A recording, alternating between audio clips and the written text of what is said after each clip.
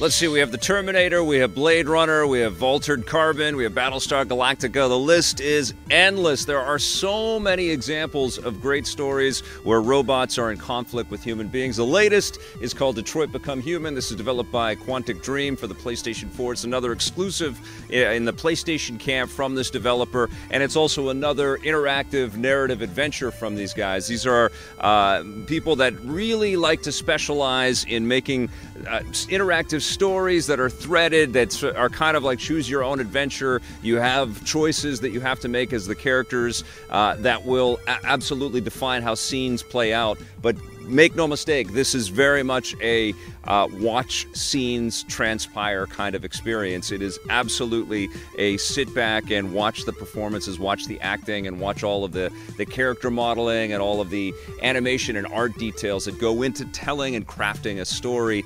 It's a game that really aspires to want to be connected to a lot of our best movies and television stories out there. Could you tell us a little more about that? Let me break down a little bit about what the story is. What Quantic Dream likes to do is they throw in a bunch of different characters, and this is what they did with the fantastic Heavy Rain, which I still think is their strongest title so far. They also did something similar with Beyond Two Souls. But this one, you play as three central android characters. You play as Kara, who is in charge of this family unit and has to kind of care for this little girl named Alice. You play as Marcus, who is taking care of this older gentleman, played by Lance Henriksen.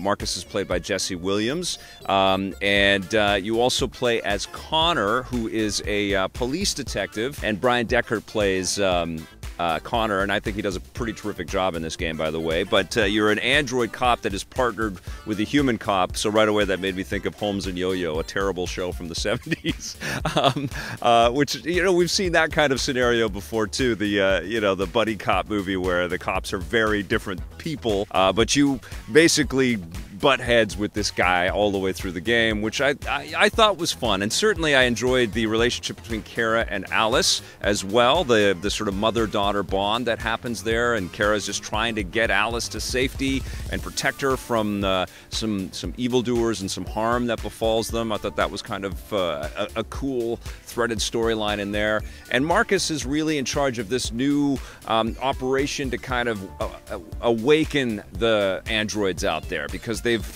been placed into servitude, as we would expect if we're creating android helpers. They would end up doing all the jobs that humans wouldn't want to do. They get sort of beaten down, and so Marcus, suddenly he finds a purpose in his life, and he tries to awaken all the other androids that he encounters, eventually leading up to a pretty thrilling scenario where we've got, you know, hordes and hordes of androids facing off against hordes and hordes of humans, and what that means, what this sort of artificial consciousness means.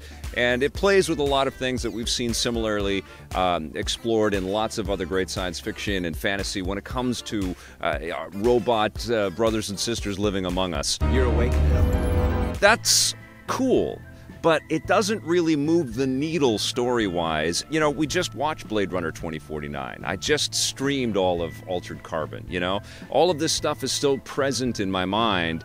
And, I do believe that we as a human race are sort of at the precipice of having to kind of really understand what it's going to mean to create, artificial intelligence that is self-aware, and how we're going to coexist. And I think this is pertinent and valuable subject matter for storytelling, but we have it around us in so many different ways, and frankly, with a lot more subtlety and a lot more nuance.